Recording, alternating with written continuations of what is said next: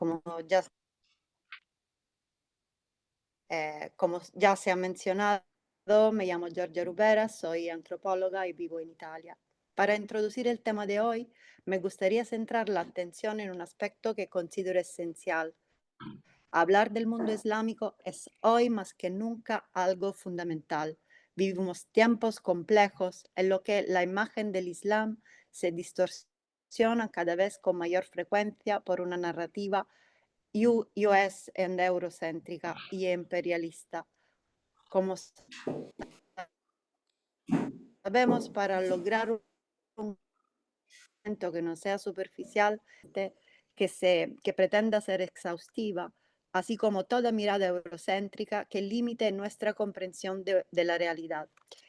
Eh, Toda visión construida de ese Oriente inventado y no comprendido que a menudo acompaña la narrativa sobre el Islam. Como ya sabemos, y considerando que me dirijo a un público familiarizado con el tema, es necesario mirar al Islam y a la identidad musulmana en términos plurales. Hay muchos Islam, tantos como países, con condiciones históricas, contextos sociales y mujeres involucradas, como en este caso. El imaginario de las mujeres en los países de religión islámica ha sido históricamente instrumentalizada desde una perspectiva colonial para legitimar la injerencia occidental, inicialmente cultural y luego también militar, y para sostener la retórica de un occidente portador de libertad, contrapuesto a un oriente opresivo. A la luz del contexto geopolítico actual, tales narrativas aparecen cada vez más frágiles y connotadas ideológicamente. Dentro de los países de fe islámica, donde la cuestión central se configura en el dualismo entre modernidad occidental, siempre si esta categoría realmente existe, y tradición, observamos el nacimiento y el desarrollo de diversas formas de feminismo islámico desvinculado de los marcos coloniales y la narrativa occidentales hegemónicas que reducen las mujeres de fe islámica a figuras sometida o exótica. Spivak, Chakraborty, incluso el discurso feminista occidental necesita ser reconsiderado desde una perspectiva decolonial. Resulta además esencial de construir los presupuestos etnocéntricos inherente al feminismo hegemónico, que impone su propia visión sobre las mujeres de los países de fe islámica y, en general, sobre las mujeres de los países no occidentales, ignorando la complejidad de sus experiencias y negando la legitimidad de perspectivas autónomas. Lila Bulugad, antropóloga palestino-estadounidense, ha denunciado reiteradamente la idea que las mujeres musulmanas necesitan ser salvadas. Este discurso, lejos de ser neutral, actúa como un instrumento ideológico que justifica guerras y intervenciones en los países musulmanes. Un ejemplo claro fue el de la entonces First Lady Laura Bush, quien retrató a las mujeres de fe islámica como víctimas que debían ser liberadas, legitimando así las llamadas misiones de paz. Para Abu Lugad, este lenguaje es profundamente racista porque presenta a las sociedades islámicas como atrasada y al occidente como portador de democracia. Hablar de Irán en este contexto en el que nos adentramos resulta particularmente complejo y delicado. Comprender la condición de las mujeres iraníes exige ir más allá de los estereotipos y los discursos simplificadores. Toda reflexión sobre Irán nos obliga a movernos entre dos fuerzas opuestas. Por un lado, la narrativa orientalista y coloniales, construida por Occidente; por otro, las restricciones patriarcales y represivas impuestas por el propio régimen. Voy a presentar a esta artista, Shirin Neshat, ganadora del León de Oro a la Bienal de Arte de Venecia en el 99, el León de Plata al Festival Festival de Venecia en el 2009 y el Premio de Tokio, nació en una de las ciudades más religiosas de Irán, Qazvin. Ella nos dice, todo artista iraní es de una forma y otra político. Hemos criticado a Occidente, la percepción que Occidente tiene de nuestra identidad, las imágenes que construye de nosotros, de nuestras mujeres, de nuestra política, de nuestra religión.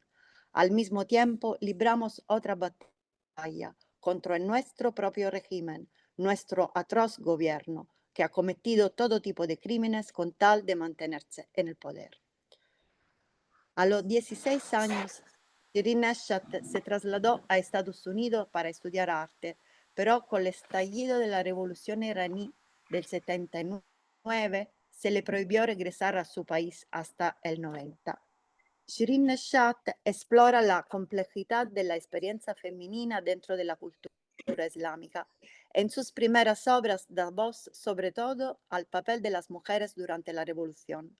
In Between, y ya alejada de su cultura de origen y sin sentirse plenamente parte de la estadounidense, adopta una perspectiva interna y externa al mismo tiempo, examinando ambos mundos y las tensiones que los separan.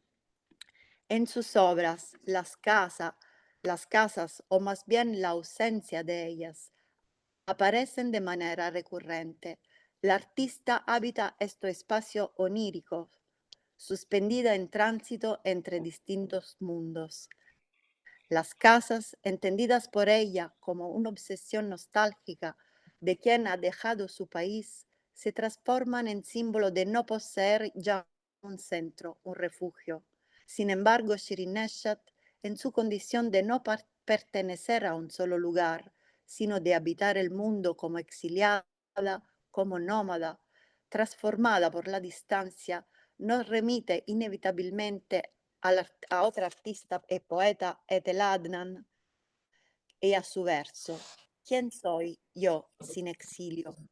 Su arte, atravesada por la pérdida y la pertenencia, transforma la herida del desarraigo en una afirmación poderosa de libertad y de voz femenina frente a todas las formas de opresión. El arte de Shirin Neshat no condena ni glorifica el Islam, sino que busca cambiar el ángulo de observación para repensar su imagen. Shirin Neshat nos habla de su tierra en todas sus obras, desde todas las perspectivas posibles, de la experiencia de ser una mujer iraní frente a la imagen distorsionada que Occidente ha atribuido a las feminidades orientales. Estas imágenes son parte de la serie Women of Allah. Son primeras obras que narran la experiencia del artista al regresar en Irán después de la revolución. Neshat encuentra un país profundamente transformado. Estos cuerpos, invadidos por la lengua farsi, recitan los versos de la famosa poeta Forugh Farrokhzad. La serie Women of Allah nace de la necesidad de dar voz a las múltiples formas de feminidad que participaron en la revolución islámica. Neshat no se limita a una sola perspectiva, sino que multiplica los puntos de vista. La artista representa los múltiples rostros de las mujeres de la revolución, mostrándolas en todas sus formas. En sus obras encontramos cuerpos velados, armados, sobre la cuales se escriben versos. La situación en Irán, como ya sabemos, es mucho más compleja de lo que suele narrarse. Georgiana, Durante, ¿nos escuchas? sí, ¿nos ¿Estás ahí? escucha? Georgia, ¿estás?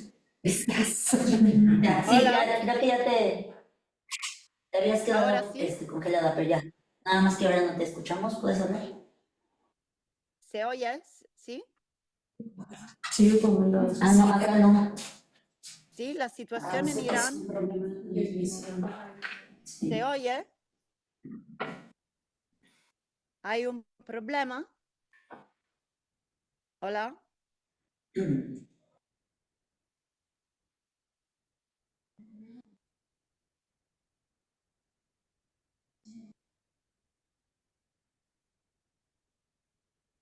¿Se ha oído bien o no? ¿Tú, Cristina, me oyes bien? Yo sí te escucho bien. Pero Ok. sí. Perdón, es que aquí la transmisión, sí, ahí sigue congelada. Sí, se quedó ahí. Sí, pero también. ¿Se ha escuchado hasta ahora o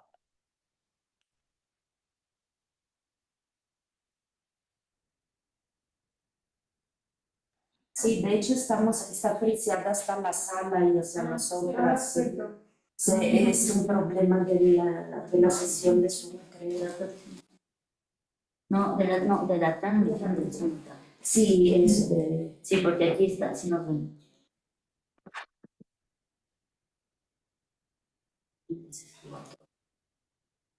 Te voy a buscar tú. Sí, decir dónde está el que resuelve problemas. Ajá, sí. Mr. Wolf. Ok, voy a buscar a todos los diferentes. Yo le digo Mr. Wolf a nuestro técnico informático donde trabajo. Resuelve problemas.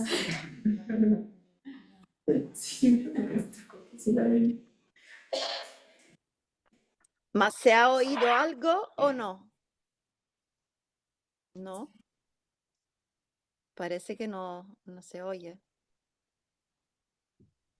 Sí, creo que habrá que preguntar qué fue lo que te escucharon, hasta dónde. La reunión está grabada, estamos grabando. Bien, espera. Es que si no, me costó incomunicado. Sí, no, mejor.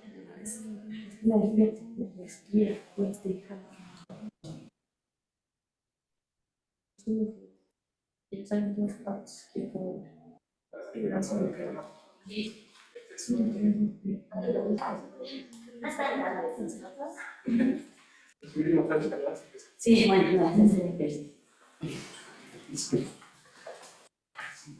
sí, mira, ahí se quedó desde hace 2 minutos.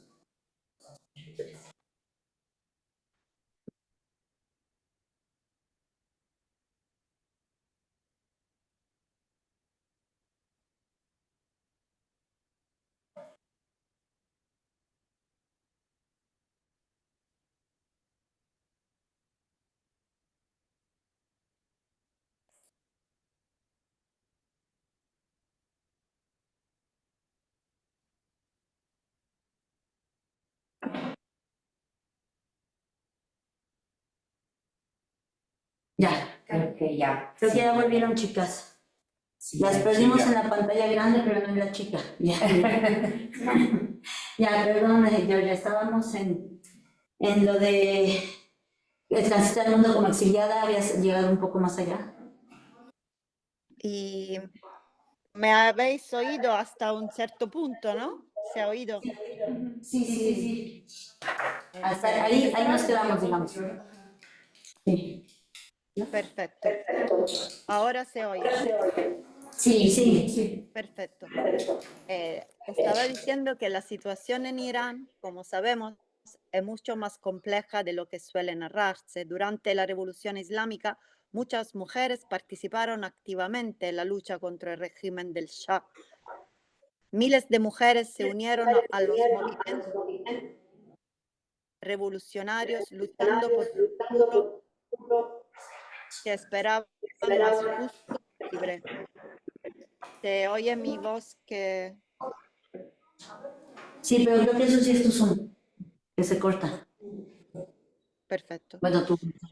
En este contexto histórico, el hijab y el chador eran emblemas de identidad cultural y religiosa, en oposición al régimen laicista y pro-occidental del Shah, considerado por muchos como una imposición extranjera y una traición a las tradiciones iraníes. Podemos afirmar que en ese momento histórico el velo no era símbolo de sumisión. Resulta evidente que las mujeres en la obra de Neshat, mujeres veladas que empuñan pistolas y rifles, ya no aparecen como víctimas de un sistema represivo. A través de sus miradas intensas transmiten toda su fuerza. Se puede constatar que las mujeres iraní incorporan las transformaciones políticas. A lo largo del siglo XX y XXI, los cambios políticos iraní han utilizado el cuerpo femenino como un terreno simbólico y político sobre el que proyectar proyectos ideológicos divergentes, primero con un sentido modernizador, luego tradicionalista, pero siempre de manera fuertemente coercitiva.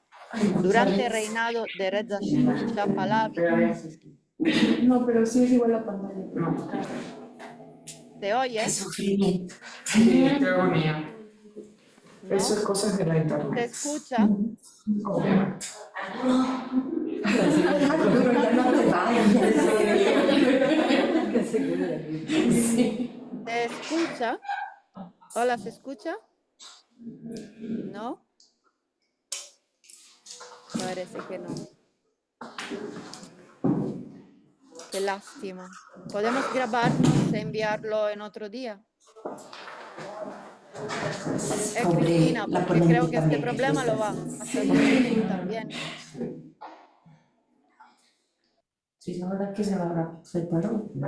Podemos Ahí pensar de está grabarlo poniéndolo y la... enviárselo. No, pero Es que no sé si se grabado. dicho. No, Fred. Es que no sé si se congeló también la La Pero si transmisión. nos congelamos nosotros, ya ella nos está viendo congeladas. ¿No? Ah, buen punto. Si es que la que se está proyectando esto en su pantalla. Bueno, igual había visto que no salió. Sí. Ay, pero si estamos friseadas, obvio que no salió. Ahí ya me encontré. A ver, ahorita lo mando. Creo que sí Aquí. se escucha algo, ¿no? Solamente tú me escuchas, sí. No sé qué se puede hacer.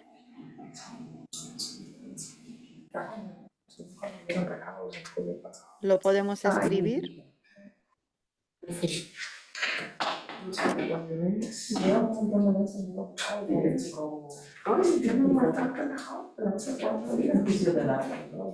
Con una disciplina que ni yo misma me conozco. Tremenda. Para estas cosas. No sé qué pasó. Del viernes para acá estoy pero así como punto cero. Como todo virado a punto cero. Sí, no sé, y no entiendo por qué además, porque no dicen nada extraordinario. Manejar un poquito más lo normal. Soy atento otra vez, acá del celo. Arturo, ¿qué crees? Te saliste y se volvió a juiciar. Así, te juro. Ya atrás de ti ya no te encontré. Arturo. ¿Estás ahí? Sí. ¿Qué compré? ¿Aquí me hagan sitio en esta habitación?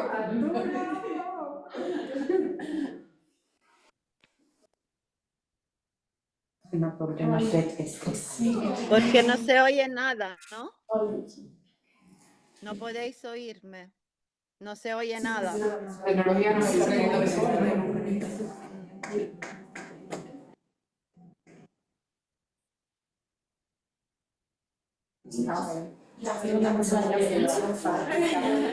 Para verla siempre, dejarla así, para no darle importancia. Yo lo puedo resolver. Así soy poco importante. A ver, no, pero ¿esta amiga de una? ¿Ya? Bueno, también. Reserva tenemos. Ah, porque la nuera de una consiguió una reserva. Sí, de la máscara de la abuela. ¿De la refalta? De la reforma. Sí. ¿De cuántas tabletas de 25 tabletas? Hacemos, bueno, a ver, te voy a escribir que vamos a pasar de una vez. La tableta más cercana. Más especializada estamos Esa es la que yo hacia atrás. es. Por allá está la tableta mandaron unas sucursales para unos diálisis. No, estamos con problemas técnicos.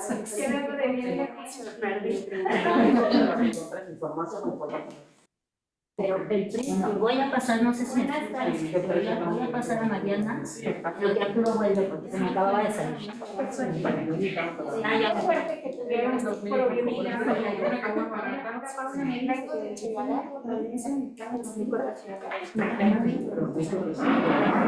Y dentro de todo, algo bueno. vamos a cambiarle. Las salidas. 25 dólares. Ya viene, ya viene. Sí. No,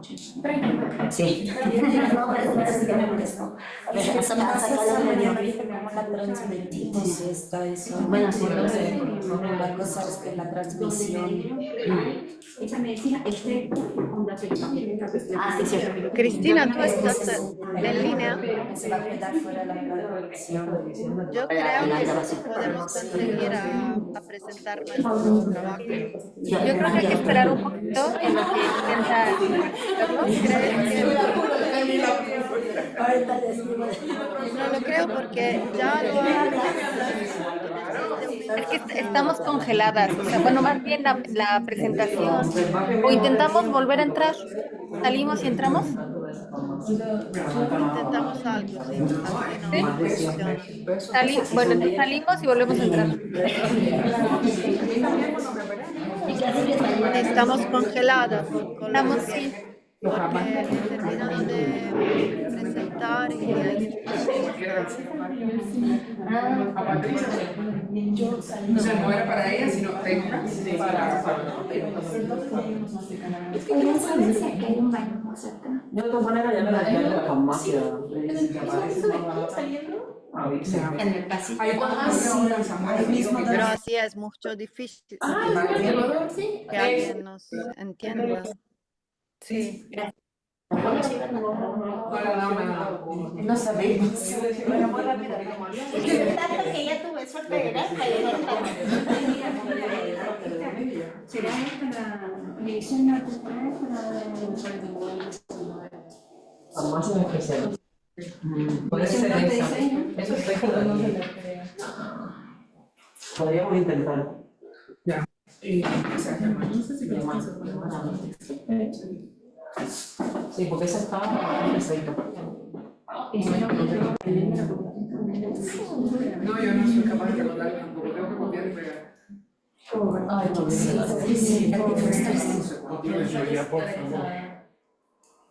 Así que se ha congelado. Ahora podéis escuchar. Sí. No sé si podemos grabarnos y enviar un video mañana, si puede ser una solución. No, pero Porque ella, así, dime, ya estabas por concluir, porque si quieres concluimos contigo, pasamos acá y esperamos que ya no se congele también para que la transmisión pueda seguir. no he entendido, no he oído ahora yo. Uy, pobre. Decía, aquí de nuevo, doctor, que si podías concluir. No, ya, lo tenía apagado el micrófono, perdón. Decía que si ya estabas por concluir, podemos a lo mejor concluir contigo y ya pasamos a alguien aquí para que la transmisión también siga, porque se está grabando todo por transmisión. Se va a tener que editar, no te preocupes, ya quedará mejor editado. Pero no, ¿cómo estabas en tus tiempos? ¿Ya estabas por acabar?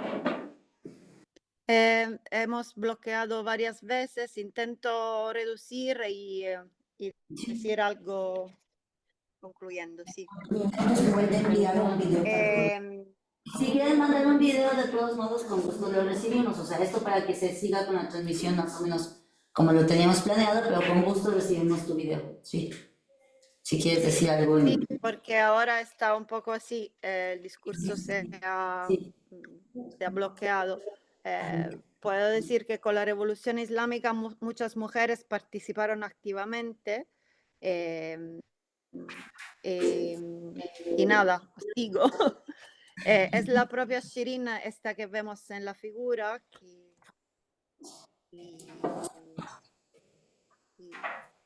Esto es un trailer de un trabajo de Shirin. Intento seguir un poco así, adelantándome.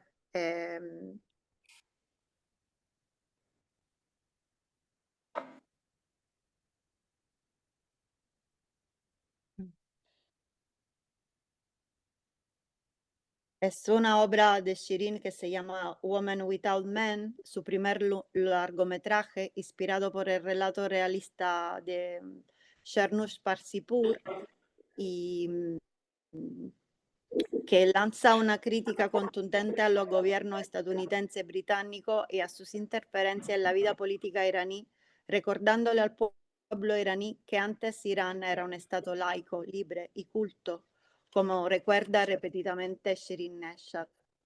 La cosa importante para comprender el velo en el mundo islámico, debemos observarlo desde múltiples perspectivas. Al ampliar la mirada se revela suspendido entre ocultar y prohibir, entre proteger y oprimir. Protege al ocultar, pero encierra al prohibir. El hijab protege, el hijab oprime. Así que está doble sentido del hijab en el mundo islámico. Y concluyo con el próximo, con con la siguiente obra de Shirin Neshat de Furi, que representa uno de los trabajos más políticos. Es una crítica radical a la violencia de género, y aquí hay siempre el trailer, eh, en equilibrio entre estética, poética y violencia, la obra explora cómo el poder autoritario se infiltra en los cuerpos de las mujeres. Los cuerpos femeninos se presentan por primera vez desnudos o semidesnudos en toda su vulnerabilidad. En la obra de Shirin, la fragilidad convive con la fuerza, en un entramaño de delicadeza y violencia que define la cifra expresiva del artista. Esta es una de las últimas obras del artista que anticipa el movimiento Jin Jihan Azadi, Mujer, Vida, Libertad, que bien conocemos. Y es imposible, para concluir, ofrecer un discurso único sobre una realidad tan compleja. Considero fundamental reflexionar sobre el hecho que la emancipación de las mujeres de fe islámica implica necesariamente la adhesión a modelos de ideología occidental, sino que puede realizarse mediante la aceptación y la reinterpretación crítica de su propia tradición cultural. Y para concluir, presento esta figura de Karbucha Sheikha, personaje legendario del imaginario marroquí, suspendido entre mito y realidad. Representa la resistencia femenina. A través de sus cantos, Karbucha fomenta la revuelta contra el poder. Sepultada viva por el patriarcado que buscaba aniquilarla, ha sobrevivido al tiempo como símbolo de resistencia femenina. Artista y rebelde desafía autoridades e injusticia. Encontramos un paralelo con la película de Shirin Neshat, en la que Muniz, sepultada viva para luego emerger de la tierra en un gesto de renacimiento.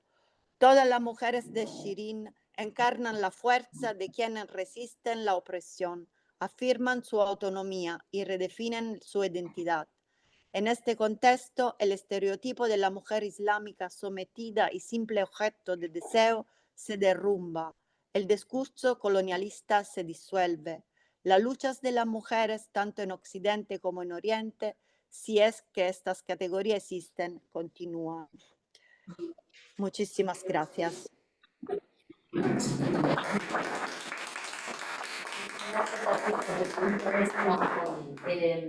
Por tu paciencia sobre todo. Yo ya sí logramos seguirte, gracias, y con gusto recibimos también tu video si quieres, para que quede ahí más claro lo que querías exponernos.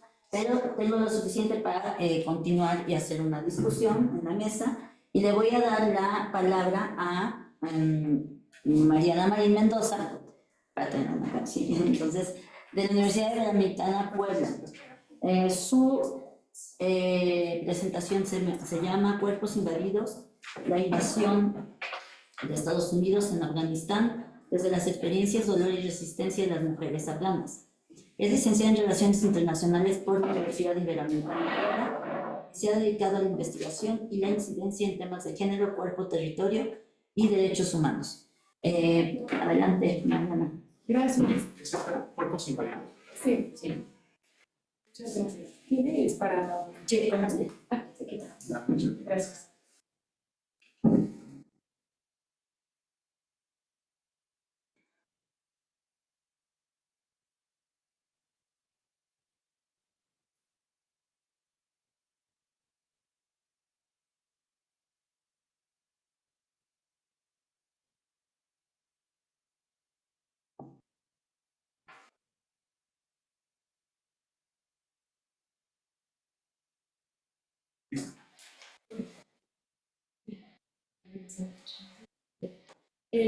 Bueno, esta investigación se enmarca dentro de la invasión de Estados Unidos en Afganistán. Cuando Laura Bush, la esposa del entonces presidente George Bush, declaró en una entrevista de radio que la guerra contra el terrorismo era también una guerra por los derechos y la dignidad de las mujeres. Y a partir de ese momento, los cuerpos de las mujeres se volvieron una estrategia política para justificar la invasión que duró 20 años en Afganistán. Un poco para recordar la historia reciente, en 1996 se establece el régimen talibán. En septiembre de 2001 es el atentado a las Torres Gemelas del Pentágono en Estados Unidos. A partir de ahí, Estados Unidos le declara la guerra contra el terrorismo y específicamente invade Afganistán en octubre del mismo 2001. Y bueno, esa invasión duró hasta el 2021. Entonces, yo de formación soy internacionalista y en relaciones internacionales me dijeron muchas veces que el feminismo en realidad no lograba explicar los problemas del sistema internacional, ¿no? Lo cual me pareció muy preocupante y de ahí nace un poco esta investigación, ¿no? Que está hecha en 4 partes. En primer lugar, analiza el uso del género y las referencias a lo femenino en las políticas de intervención humanitaria, para entender de qué manera fueron utilizadas en el discurso del gobierno de Estados Unidos para justificar la invasión de Afganistán. Posteriormente, se añaden otras 2 categorías identitarias a este análisis, que son la cuestión racial y la cuestión religiosa, para ampliar la comprensión sobre cómo se construye la figura de las mujeres afganas y de qué manera fue utilizada en el discurso a nivel internacional. En un tercer momento, recupero varias historias de las realidades múltiples que vivieron las mujeres durante los años de ocupación y finalmente dedico una parte a recuperar diversas formas de resistencia que sostuvieron las mujeres durante la invasión. Esta investigación propone un análisis desde la geopolítica feminista que justamente recupera esto que se dice de que lo propio de las mujeres no está en lo público y no está en la alta política. Se cuestiona este argumento, pues diciendo que históricamente los cuerpos de las mujeres han sido utilizados para hacer alta política y para sustentar cuestiones bélicas. Entonces, bueno, teniendo este orden en mente, bueno, tenemos esta declaración que hizo la primera dama de Estados Unidos en ese entonces. Y bueno, la justificación entonces de Estados Unidos para permanecer en el territorio afgano estuvo compuesta de 2 elementos. Primero, el discurso del mantenimiento de la seguridad y la lucha contra el terrorismo y posteriormente la promoción de los derechos humanos de las mujeres. Al principio, el discurso de Estados Unidos sí se centró en una cuestión de seguridad nacional y fue bastante legitimado por la comunidad internacional, pero unos meses después este discurso empezó a agotarse y se empezó a cuestionar la legitimidad que tenía esa invasión y sobre todo el nivel de desastre que estaba generando, sobre todo en la población civil, ¿no? Y Estados Unidos entonces buscó otro discurso que pudiera legitimar la invasión que estaba llevando a cabo. Quien posicionó el tema en un primer momento fue Laura Bush con esta declaración, pero posteriormente diversos organismos del gobierno de Estados Unidos y diversos funcionarios también dieron muchas declaraciones en las que seguían sustentando este discurso de que debían intervenir por las mujeres y niños. Y aquí viene una primera cuestión controversial. Bueno, creo que no está... pero... ¿Ya? Sí, ahora sí, sí. Algo pasa con esa proyección. ¿Es esa? No. ¿A esa? Es que ya no se ve congelado.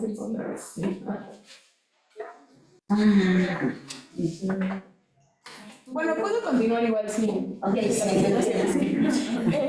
Entonces está este argumento de que tienen que intervenir para salvar a las mujeres y niños, lo cual en un primer momento resulta controversial porque la categoría de mujeres y niños en realidad en el derecho internacional no existe esta categoría.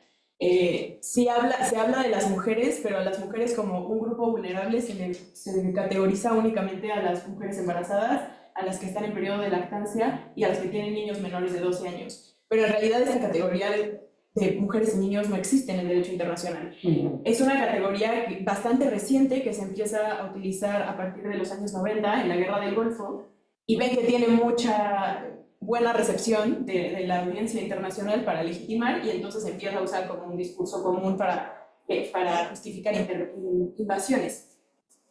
Entonces, bueno, este es el discurso que utiliza, pero bueno, hay muchas teóricas que argumentan que las intervenciones humanitarias generalmente traen más desastres que beneficios a la población que específicamente se supone que está protegiendo, ¿no?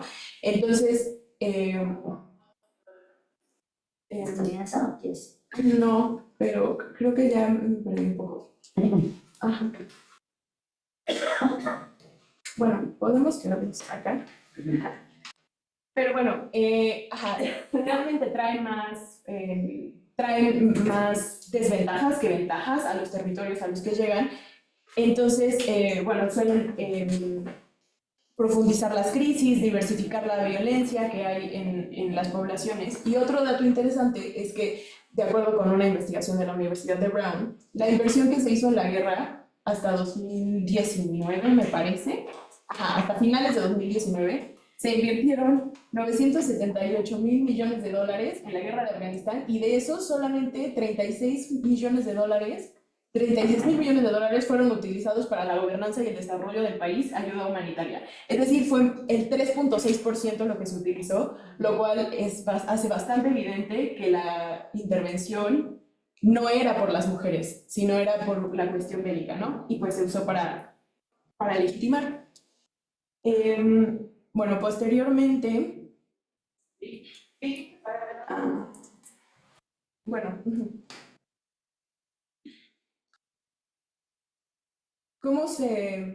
esta imagen no solamente utilizó esta categoría de mujeres y niños, sino que Estados Unidos estaba salvando específicamente a mujeres musulmanas, a mujeres afganas, lo cual añade otra categoría identitaria que, como bien explicaba Georgia hace unos momentos, está cargada de constructos que ha generado Occidente sobre cómo son las personas, cómo son los musulmanes, cómo son las mujeres orientales, teniendo una sola significación de eso, ¿no?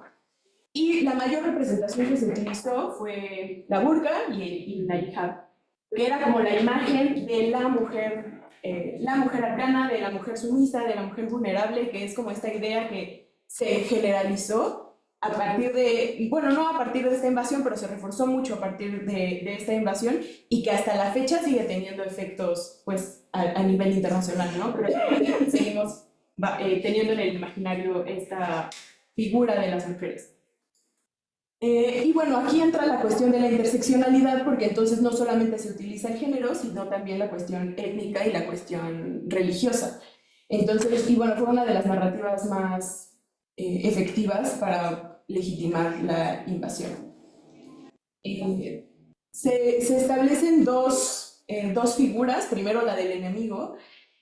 Al hacer esta investigación hice una revisión del archivo discursivo de Bush, y estas son algunas de las frases que solía decir, ¿no? La guerra contra el terror es una guerra de personas malas que cometen crímenes contra personas inocentes, un grupo de bárbaros, será un conflicto entre el bien y el mal, nuestros enemigos son malvados, despiadados, ellos no tienen conciencia. Entonces, si bien es cierto que bajo el régimen talibán hubo muchas violencias, el hecho de esencializarlo y de simplificarlo a que era derivado de la religión o a que era derivado del origen étnico de estas personas es es reducir el problema y es estigmatizar a una población entera religiosa y étnica. Entonces, bueno, este era el perfil que definía y la imagen que querían representar de cómo eran los talibanes. Y pues estas son imágenes, porque también la prensa y los medios ayudaron mucho a reproducir estas imágenes, y pues esto era lo que comúnmente veíamos en ese entonces y que seguimos viendo hasta la fecha, ¿no? Sobre cómo son las personas de Medio Oriente, cómo son los musulmanes. Esta es la imagen que Estados Unidos quiso reproducir. Y al mismo tiempo también construyó la figura de las de las víctimas. Ay, se volvió a trabar. Pero bueno, en el caso de las mujeres se les retrató como víctimas pasivas, como Bush se refería mucho a ellas como mujeres cubiertas. Como debemos de salvar a las mujeres cubiertas. La burka era como un símbolo de opresión y se les reconoce como nula capacidad de agencia, como personas indefensas, como víctimas completas, ¿no? Entonces se reproducen estos discursos de hay que ir a salvarlas porque ellas no pueden, hay que ir a rescatarlas del régimen opresor islámico que las tiene en yugo, ¿no? Cuando en realidad, si bien es cierto que hay que reconocer que las mujeres afganas estaban viviendo muchas situaciones de violencia, no son personas pasivas, nunca han sido mujeres pasivas. Y bueno, como les mencionaba, también a nivel visual, estas eran portadas de revistas en ese entonces, durante los años de la ocupación. Y pues se retratan, son retratos, siempre siempre con burka, cuando hay muchísimos otros vestimentas dentro del mundo islámico. Y también lo que comentaba hace rato Georgia, tienen muchos significados para diferentes mujeres. La burka y la hijab pueden significar muchas cosas para diferentes mujeres. Hay para algunas que significa orgullo, para algunas significa resistencia, antiimperialista. Muchas lo usan como símbolo de hermandad o de apoyo a la causa de mujeres que están en todo el mundo. Entonces, bueno, se redujo a eso. Esa fue la imagen que construyó Estados Unidos sobre las mujeres. Pero ¿qué sucedió realmente con ellas? ¿Cuáles eran las realidades que estaban viviendo? Bueno, si bien es cierto que en un principio sí se les reconocieron algunos derechos, en 2004 se promulga una nueva constitución en Afganistán, se les tomó en cuenta al inicio de las negociaciones, pero, por ejemplo, hay una nota del periódico de la Deutsche Welle que decía que la comunidad internacional estaba impresionada con el espectáculo que presenció al ver a mujeres afganas cubiertas negociando con hombres. Y esa era la palabra que describían, un espectáculo sorprendente. La Deutsche Welle. Entonces, esta era como el imaginario, ¿no? A pesar de que ya les estaban cediendo espacio, esta imagen de que ellas no pertenecían ahí seguía.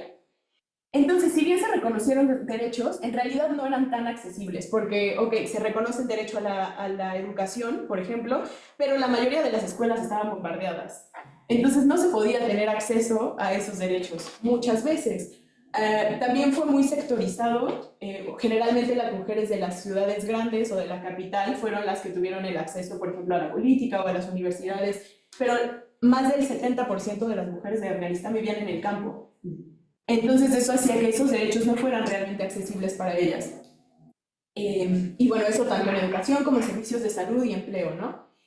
También generó mucha desigualdad justo entre las mujeres que sí tuvieron ese acceso a algunos derechos y las que no tenían esas posibilidades. Es cierto que hubo nuevas posiciones sociales. Hay autoras que hablan de que muchas mujeres, al perder a los hombres o que los hombres estaban en el frente de guerra, asumieron el rol de líder del hogar. Pero también hablan de que era una posición bastante vulnerable porque generalmente una vez que termina el conflicto, los hombres vuelven al hogar y se restituye el orden que estaba anteriormente. Entonces realmente no fue un cambio como realmente estructural. En el espacio público, a pesar de que uno de los grandes discursos de Estados Unidos era que las mujeres no podían ni salir a la calle, ¿no? Y después de que toman Kabul, George Bush hace así un anuncio de que las mujeres ya son libres y en los periódicos empiezan a aparecer fotos de las mujeres en la calle, pero en realidad las mujeres, hay varios estudios que las mujeres no se sentían seguras saliendo a la calle porque era muy factible el acoso callejero, tanto de las Fuerzas Armadas como de la población local. Eran muy propensas a sufrir violencia sexual, incluso en las calles. Muchas fueron tomadas para tráfico de personas. Entonces, en realidad las mujeres decían que no se sentían seguras saliendo al espacio público y caminando en las calles bajo un régimen de invasión, ¿no? Entonces, a pesar de que ya tenían acceso al espacio público, en realidad no ocupaban ese espacio. En realidad ese espacio no era para ellas todavía. La violencia sexual se intensificó, hubo muchas violaciones colectivas. que eso, bueno, también es un arma, la violencia sexual se ha utilizado mucho como un arma. La toma de los cuerpos es una forma de violencia muy, muy simbólica de los cuerpos de las mujeres. También hubo una militarización de lo privado, que es básicamente que todas estas dinámicas de violencia que suceden en el conflicto se reproducen en el hogar y bueno, uno de violencia continua. Pero los movimientos de resistencia de las mujeres fueron muy diversos, así como las mujeres. Hubo resistencias en lo cotidiano. Hay autoras que hablan sobre cómo las mujeres empezaron, por ejemplo, a negociar, tener ciertos derechos. Y se habla mucho también, que me parece muy importante, de hablar de estas resistencias pequeñas en lo cotidiano, del poder hablar de las incomodidades, del hablar de los sueños que se quedaron frustrados, porque eso permite que otras mujeres pudieran imaginar esas posibilidades. Esto de negociar derechos se menciona, por ejemplo, como, bueno, está bien, tal vez te quedas sin estudiar, pero con tal de que no te obliguen a casarte. Entonces, estas negociaciones también fueron haciendo que ellas pudieran tener más agencia dentro de sus hogares. Hubo muchas redes clandestinas, por ejemplo, de maestras, de doctoras, de abogadas, que ya tenían formación de antes y que encontraron espacios para ejercer de manera clandestina, para dar apoyo médico, para dar clases. Incluso se menciona que algunas, por ejemplo, habían muchas niñas, niñas que estaban lastimados, por ejemplo, de oreja o de la vista por bombardeos, y se empezaron a hacer en estas redes clandestinas pues ciertas formas para poder darles clase incluso en esas condiciones. Hubo muchos diferentes posicionamientos políticos. Hubo mujeres que tomaron la bandera de feminismos islámicos, por ejemplo. Hubo mujeres que no tomaron la bandera del feminismo porque argumentan que ese es un movimiento occidental. Hubo mujeres que se proclamaron abiertamente como movimientos antiimperialistas. Hubo mujeres que resistieron en lo cotidiano y otras que lograron organizarse y hacer movimientos mucho más grandes que tuvieron un impacto también pues, a nivel internacional. Hubo medios de comunicación que salieron también de estas formas de resistencia. Entonces, lo importante de esto, lo que quiero rescatar, es uno, que las mujeres nunca han sido víctimas pasivas. Históricamente las mujeres han resistido de diversas formas con los medios que han tenido, han resistido. Mencionar que el hecho de que no se cuenten estas historias de las mujeres tiene una finalidad política. Es una decisión política que no se hable de esto, es una decisión política que se enmarca a las mujeres como víctimas, como pasivas, y dejarlas fuera de la esfera pública, de los discursos internacionales. Mencionar que los movimientos de mujeres son tan diversos como la cantidad de mujeres que hay, que pueden posicionarse desde diversas perspectivas políticas, religiosas, etcétera. Y bueno, volver a traer a la mesa que hablar de las mujeres, hablar de los problemas de las mujeres, de las resistencias de las mujeres, es importante, siempre va a ser importante, y ahora en la coyuntura en la que nos encontramos es muy necesario también voltear a ver a las mujeres, tanto las violencias que viven como las resistencias que proponen. Y bueno, eso sería todo. Muchas gracias. Me estuvo pasando le dejo aquí libre a Cristina para que pueda empezar de ella. Pero estoy muy contenta hoy porque comparto con una colega y con una exalumna. Entonces, bueno, y con dos nuevas colegas por allá. Muy bien, Cristina. No sé si quieras presentar. Hola, buenas tardes. Buenas tardes. Ahorita te presento, pero ve poniendo tu pantalla a ver si la vemos. Sí. Vale, perfecto. Okay. Sí, solo tienen que dejar de compartir. Eso es. Gracias. Así, gracias.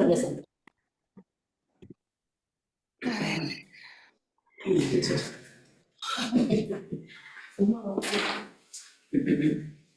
Un segundo. Se mueve, sí, pulsimo. Muy bien, pues entonces pasamos a nuestra tercera ponente, que es Cristina de Lucio Atonal, de la Universidad Complutense de Madrid. Su ponencia hoy se titula Reconstruir Siria desde la diversidad, experiencias locales de gobernanza multiétnica y participación política de las mujeres kurdas en el norte y este del país. Ella es investigadora y doctora en Ciencias Humanas, Geografía, Antropología y Estudios de África y Asia por la Universidad Autónoma de Madrid. Pues adelante, si estás lista, Cristina, te escuchamos, esperemos que la tecnología esté con nosotros. Sí, muchas gracias, Nofred. Muy buenas tardes a todas y todos los que están ahí presentes.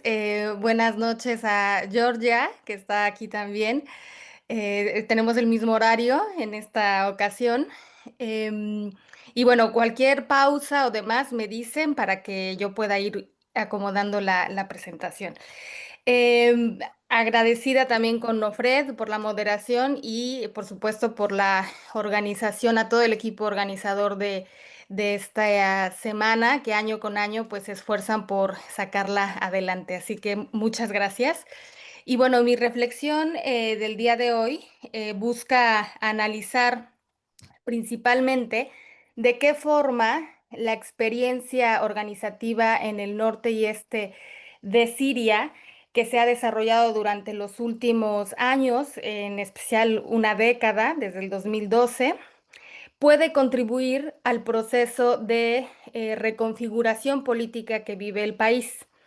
Una reconfiguración que ha iniciado justo el pasado diciembre, todavía no cumple un año, ¿no? Si apenas va a ser el año del nuevo gobierno, y que ocurre en un contexto en el que en el norte y este del país, especialmente en la zona de mayoría kurda, que se conoce coloquialmente como Rojava, es decir, el nombre en kurdo de esta región, pues ha construido un sistema de autogobierno sostenido, ¿no? En diversos, digamos, a diversas escalas, ¿no? Desde la comuna, desde el barrio, el distrito, que ha permitido justamente articular lo que actualmente da vida a la Administración Autónoma Democrática del Norte y Este de Siria. Esa experiencia de administración o de autogobierno ha surgido especialmente en la zona kurda. Sin embargo, actualmente pues ya incluye a más regiones de esta zona donde hay población árabe, población armenia, asiria, circasiana y demás. Entonces ha pasado de ser un proyecto autonomista principalmente kurdo a convertirse en una administración multiétnica.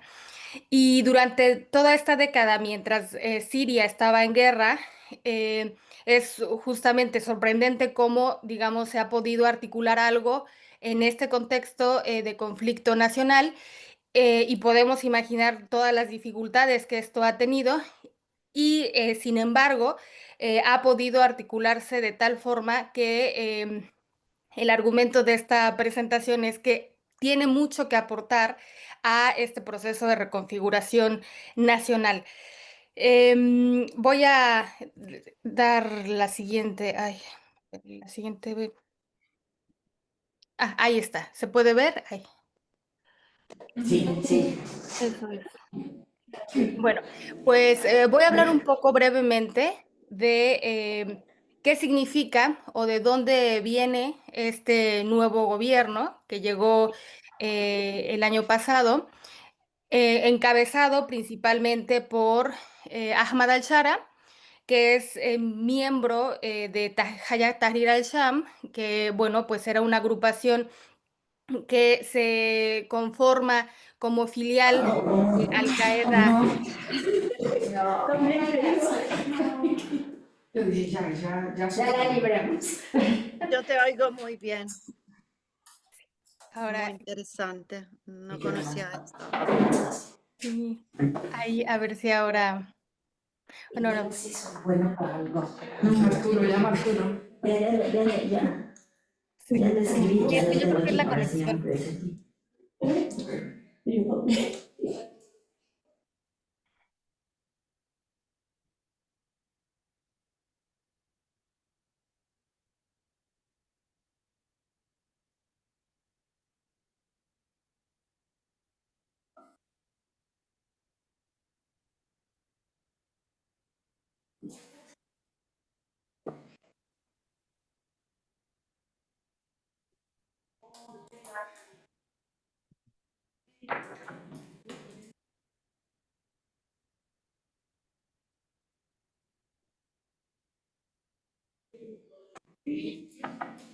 No nos tenemos que despedir.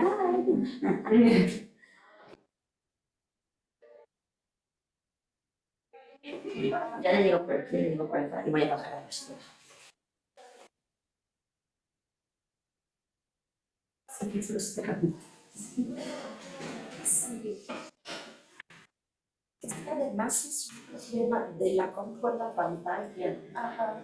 Ni siquiera es de la grabación, de ahí vienen los mares. Sí, no, es de la pantalla. Si le agarramos un chiquito.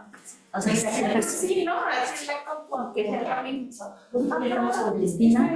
Sí, sí, sí. Ya está. Todas son inferiores.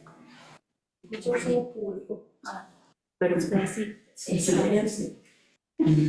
Sí, ella sí yo las traje.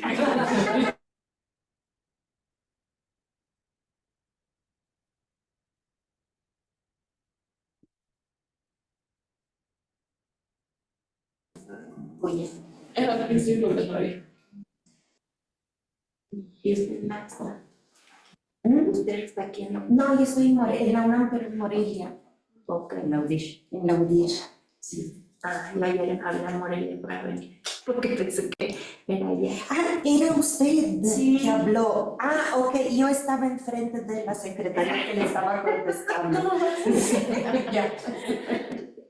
Ok, Bueno, por lo menos sí. qué bueno. ¿Y si lo vemos en chiquito? ¿Mande? ¿Y si lo vemos en chiquito en la compu? Sí, sí, andamos en Aunque sea solo por escucharla. pero sí se graba. Sí, se está grabando. Y ya Ok. está. Ya estás. Ok, bueno, ya estamos, Cristina, de vuelta. Pero no te vayas. Sí, Perfecto. Sí, ya estamos. Ahí estamos. Muy bien. sí. Ya. Muchas gracias al equipo técnico que está ayudándonos. Sí, bueno, decía que, bueno, Ahmad al-Shara, que ahora es el presidente interino de Siria, pues tiene este pasado bastante complejo porque pues ha sido parte de este grupo insurgente, ¿no? Y que ahora tiene la tarea de gobernar el país. Ahora, entre las cuestiones que voy a mencionar dos únicamente, que han ocurrido en este año, por su relevancia, voy a detenerme en cada una de ellas. La primera es la Constitución, que es de carácter provisional, y esta Constitución se aprobó en el mes de marzo, especialmente el 13 de marzo, y entre las críticas que ha tenido, eh, bueno, las críticas se relacionan con estos artículos que aquí menciono. Uno de ellos es que la religión, bueno, del presidente de Siria tiene que ser el Islam exclusivamente como criterio para que pueda acceder a ese cargo, lo cual contraviene la diversidad religiosa del país, ¿no? Entonces, si vemos este tránsito o este nuevo gobierno desde una óptica de qué tanto está incluyendo a la diversidad étnica y religiosa, podrían saltar ciertas cuestiones como esta, que esto ya de entrada pues limitaría a, por ejemplo, la población cristiana que también habita el país o que pondría un límite de participación o de involucramiento en la gobernanza, ¿no? del mismo. También, por supuesto, se establece la ley islámica como fuente principal de legislación, lo cual también tiene sus cuestiones.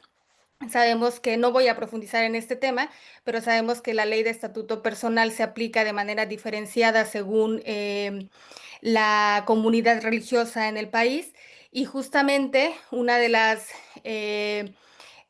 cuestiones que se ha propuesto por parte del movimiento de mujeres en el norte y este del país es que pueda haber una ley que permita ser más inclusiva justo en materia de la herencia o que tenga mayores derechos en cuestiones como la herencia, como la potestad de los hijos o la propia temas relacionados con la familia, ¿no? Y que le concierne directamente, pues, tanto a mujeres como hombres, pero que en algunas leyes del estatuto personal, pues, se ven hasta cierto punto en desventaja, ¿no? Otra cuestión que establece esta constitución, pues es el idioma oficial, pues es el árabe, tomando en cuenta que también, como en el primer caso, hay una diversidad lingüística que se está dejando por fuera, y el artículo 9, que tiene que ver con las Fuerzas Armadas, es muy interesante porque, por supuesto, quedan por debajo o bajo control del Estado, restringido el uso de las armas al Estado, y eso actualmente está siendo el meollo del asunto o de la, digamos, la tensión que se tiene actualmente con las fuerzas democráticas sirias, que son un actor que durante los últimos años han tenido un protagonismo muy importante porque controlan cerca de una tercera parte de Siria.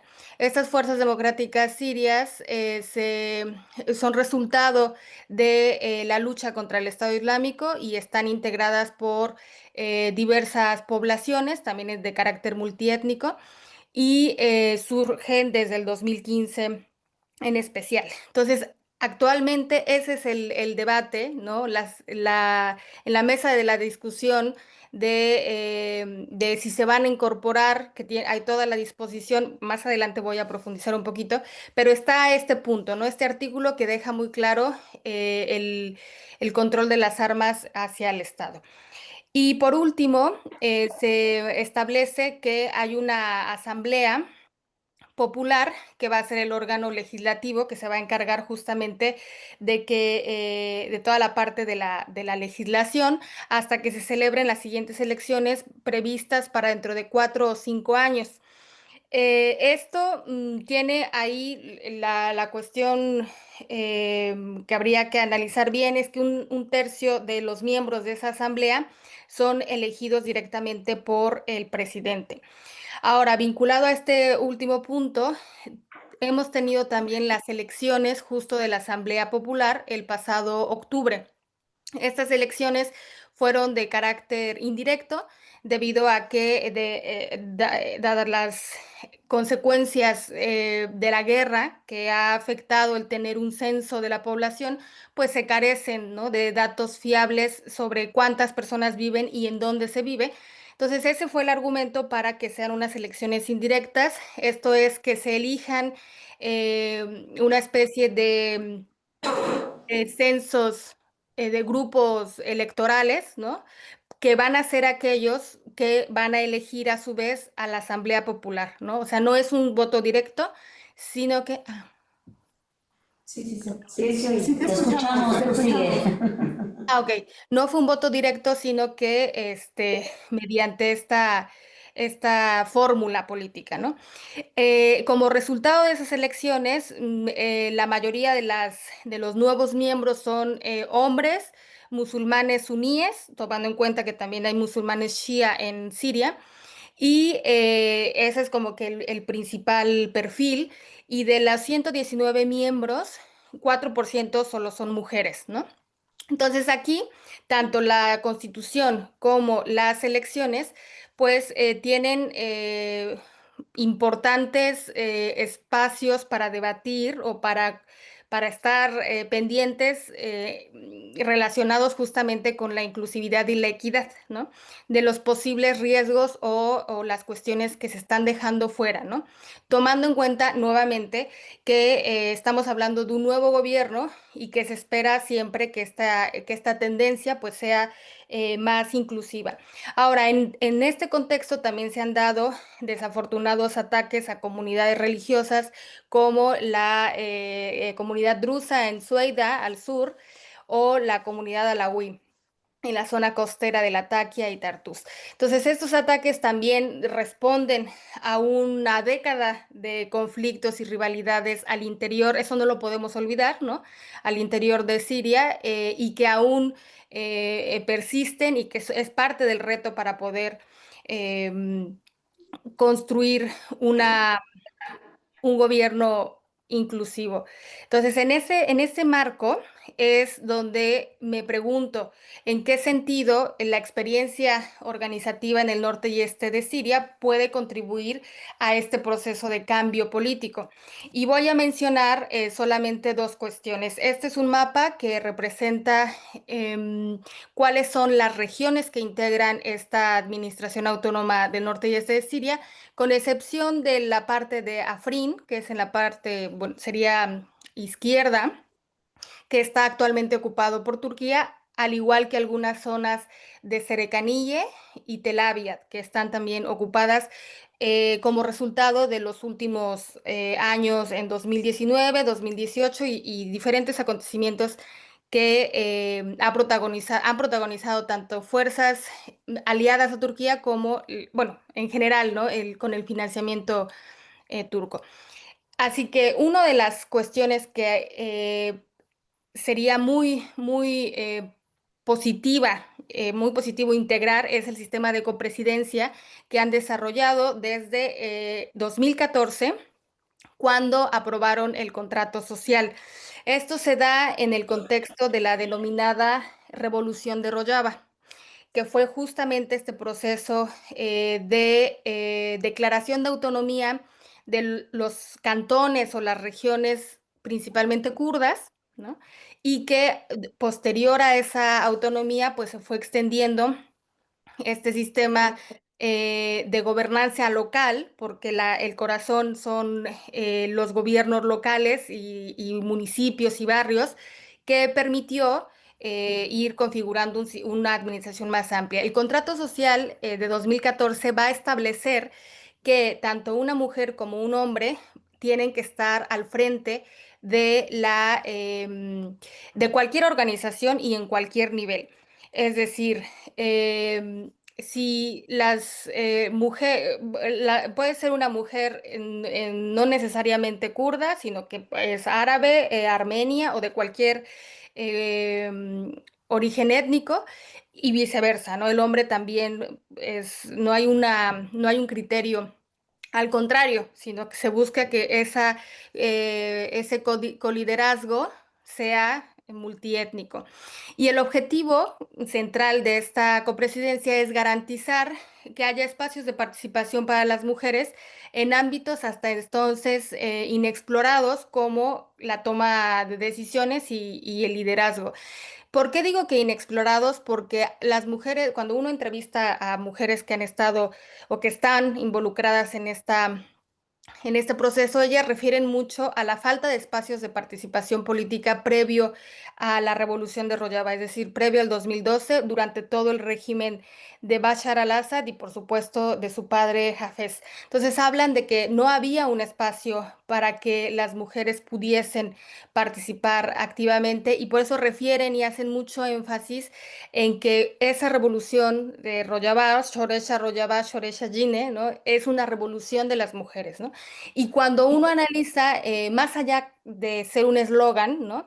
Hay elementos de peso o en el fondo que logran sostener esa frase, ¿no? Uno de ellos es este sistema de copresidencia y otro es la ley de mujeres, que no voy a hablar en este momento, pero que también dan ese marco jurídico y por supuesto los contratos sociales, que son básicamente un acuerdo colectivo de cómo va a funcionar la sociedad.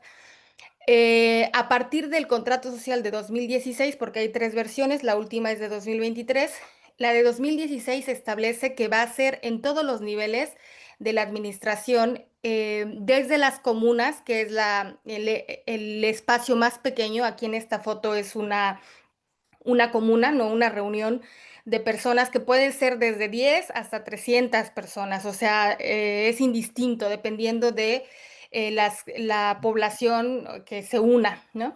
Esas comunas hasta niveles como consejos ejecutivos o generales de la administración, donde tiene que ser, desde este año, desde 2016, tiene que ser obligatorio, ¿no? A partir de entonces se estableció un sistema de cuotas donde el 50% de las participantes deben ser mujeres de diversos orígenes étnicos. Ahora, el rol que tienen en este espacio tiene dos, además, bueno, tiene varias funciones, pero dos centrales, ¿no? Impulsan dos tareas. Una es fortalecer la organización autónoma de mujeres a través de la educación, es decir, la presencia de mujeres en este espacio de liderazgo está intrínsecamente relacionado con el movimiento autónomo de mujeres que ha sostenido la revolución. Es decir, toda la estructura de la administración autónoma tiene un paralelo que es el movimiento autónomo de mujeres, ¿no? Entonces ha ido siempre de la mano, pero manteniendo o las mujeres han tratado justo de tener esos espacios propios, ¿no? Además de integrarse a la administración. Entonces, por eso es muy interesante ver que una de sus tareas es esa, ¿no? La primera. Y la segunda es, por supuesto, asegurar que este sistema de copresidencia continúe pues asumiendo las responsabilidades y el trabajo asociado, ¿no? Entonces esas dos son las cuestiones que hay. Por supuesto que hay retos persistentes. En un estudio que hace la investigadora Megan Bodet del año pasado, hace una serie de entrevistas y destaca que Ay, los retos... Cristina, ¿te puedo pedir que vayas concluyendo para que podamos continuar con Caterina? O sea, tienes 2 minutos pues todavía, pero Ah, luego tengo perfecto. que ser también la policía del tiempo, ya sabes. Perfecto, ya voy concluyendo. Entonces, los retos persistentes justo tienen que ver con el sexismo, ¿no? Y ay, perdón, que aquí no estoy viendo. Y las desigualdades de carácter estructural. Y otra cuestión que puede aportar al nuevo gobierno, pues es lo que ya he mencionado desde el inicio, es esta articulación de gobiernos locales a través, pues, de la autonomía. De estos espacios, ¿no? Por ejemplo, hay la figura de los consejos que se han articulado en diferentes áreas, ecología, juventud, salud, mujeres, agricultura y demás, en diferentes niveles. Entonces, esto permite que pues diversos sectores de la población se involucren y solo, y con esto cierro, esta estructura que podemos ver aquí, comuna, subdistrito, distrito y cantón, es un ejemplo de cómo se va a nivel interno articulando la administración y a la par de esos niveles, pues hay el sistema de copresidencia. Entonces, esto ayudaría justamente a que hubiese mayor presencia de la diversidad em, de todos los componentes de la sociedad siria en un sistema que les permite participar. Y ya dado que ya no tengo mucho tiempo, iba a hablar un poco de la situación actual, pero ¿no? Concluiría con que hay una disposición por parte de las fuerzas democráticas sirias, esta alianza multiétnica, para integrarse al nuevo gobierno sirio, pero aún no hay se firmó este acuerdo en marzo, pero aún no se ha logrado llevar todo, digamos, la integración que se espera, ¿no? O sea, todavía está en proceso, así que estamos ahí en esa cuestión pendiente, ¿no? Y con esto cierro. Gracias.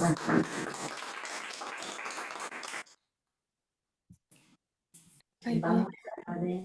Muchas gracias, Cristina. Voy a darle la palabra ahora a Caterina, nada más la presento y ahorita ponemos su presentación. Caterina Camastra, de la UDIR, que es un centro de investigación de la UNAM en Morelia, donde estuvimos el fin de semana, va a presentar la ponencia titulada Nuestro profeta es una mujer, el notable caso de la ilustre enemiga Sayyar bint al-Nasir al-Haris bin Suaid al-Taglibi, entre mi tos y el al-Taglibi. Ok, Caterina Camastra es investigadora de la Unidad de Investigación sobre Representaciones Culturales y Sociales de la UNAM, de la Coordinación de Unidades pues, de la UNAM, donde trabaja en la línea de investigación Cultura, Identidad e Interculturalidad. Así es que vamos a dar un poco un salto hacia el pasado. Sí, justamente era lo que iba a decir, bueno, lo que aparece en la presentación. No. bueno, en lo que va apareciendo, que voy a dar un salto de unos cuantos siglos hacia atrás, por ahí del séptimo siglo, 632-633, el periodo que en la historia árabe islámica se conoce como, exacto, se conoce como Hurub Rida, las guerras de apostasía. Sucede justo después de la muerte del profeta, de Mohammed, pues se desencadena un periodo de desasosiego, de luchas entre las tribus árabes, y el que fue el suegro y compañero de Mohammed, Abu Bakr, se dedica a hacer la guerra a estas tribus rebeldes. Y el punto fundamental, el punto central de estas guerras era justamente la guerra a los falsos profetas. Estamos hablando de una época donde no está tan claramente determinada, por no decir que para nada, la diferencia entre un líder político y un líder religioso. Y entonces reclamar la condición de profeta, es decir, la línea directa con Dios, era una buena manera para tratar de ganar adeptos, seguidores, ejércitos. Y sucede que entre estos profetas o falsos profetas, la historia nos cuenta de una mujer, Sasha bin Al-Harith, de la tribu de los Al-Tahibi, originaria de Mosul, que es una región del norte del actual Irán. Y yo me enteré de la existencia de esta figura histórica por la mención que hace de ella Fátima Mernissi en ese libro fundamental que es El Harén Político. Y dice Fátima Mernissi, también había mujeres haciendo carrera en la profecía, como Sasha bint al-Harith ibn Suwaid, a quien los poetas de su tribu cantaban como una gloria. Nuestro profeta es una mujer que rodeamos de nuestros homenajes, mientras que otros pueblos tienen profetas hombres. Ahora bien, en esto, la mención que hace Fátima Mernissi de ella se ubica en el posicionamiento de Fátima Mernissi misma, de la autora, dentro de el ejercicio de la hermenéutica. Y la hermenéutica feminista, y en especial la hermenéutica feminista islámica, y la hermenéutica decolonial, y que tienen en común estas ramas del ejercicio de la hermenéutica, el rescate de la historia entre líneas, el buscar esas historias que se quedan un poco hechas a un lado o soslayadas por la narración patriarcal oficial. Esto es evidente también en otros trabajos de Fátima Mernissi, como el de Sultanas Olvidadas, donde es evidente desde el título el rescate de estas figuras que sí existieron y han sido justamente olvidadas, se han quedado entre las líneas de esa historia y necesitan este trabajo de arqueología hermenéutica para que podamos saber de ellas.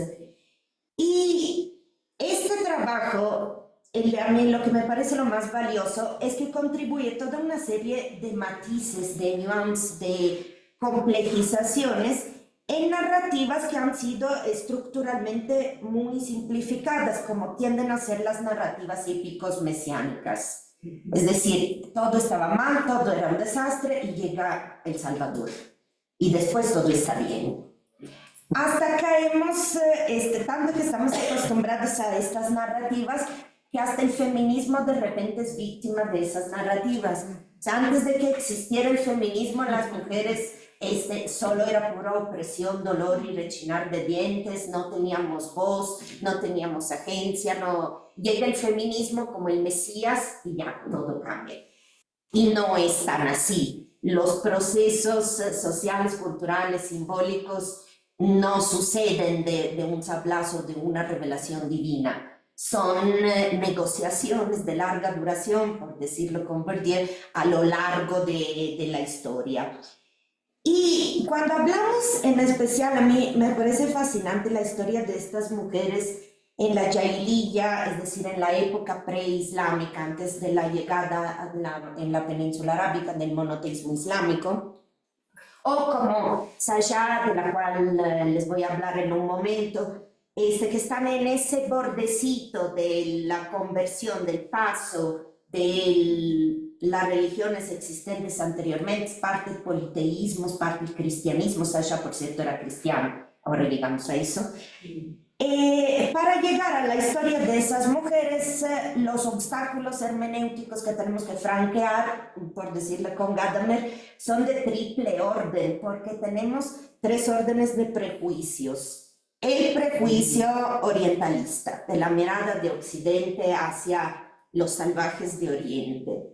El prejuicio patriarcal, de que las mujeres nunca hicimos nada digno de relieve.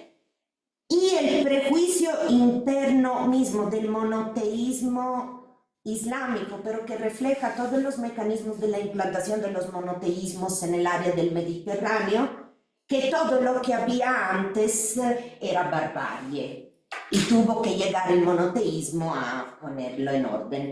Y de hecho, del discurso de la narrativa oficial islámica es muy importante este punto, que dicen que el Islam llegó a darle derechos a las mujeres que antes no tenían.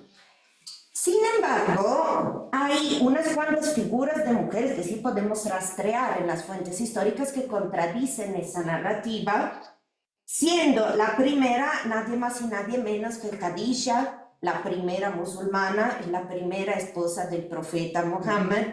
Se supone que las mujeres no podían tener negocios, no podían heredar, no podían nada, y Khadija era una mujer exitosa con sus propias caravanas, era viuda y tenía sus riquezas, y tenía 40 años cuando se enamoró de su empleado de 25 y le propuso a ella matrimonio.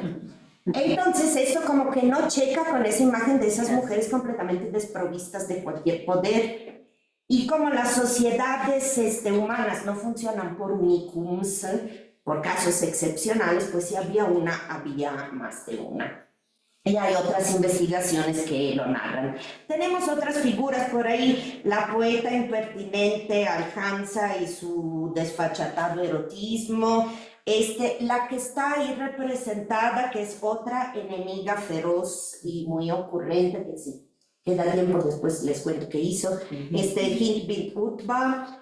Y me llamó la atención que esa es una película, El mensaje, de 1976, y se hizo una versión egipcia y una versión hollywoodense. Sí, en el mismo año. Y bueno, representada, actuada por Irene Papas en la occidental. Y nuestra profeta, Sasha bint al-Arif, que aquí se sale de protagonista. Esta es la actriz jordana Nadira Omran, y sale en 3 episodios de una serie televisiva de 2012, reciente esta, que se llama Omar.